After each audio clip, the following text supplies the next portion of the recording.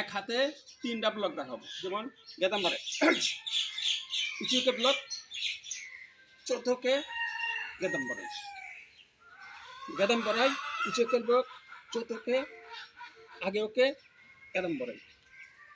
গেদাম বাড়াই উঁচুকে ব্লক, চতুর্থকে আগে ওকে গেদাম বাড়াই, উঁচুকে ব্লক গেদাম বাড়াই,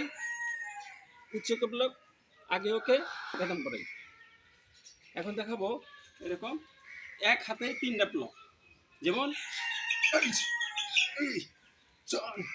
3 4 8 9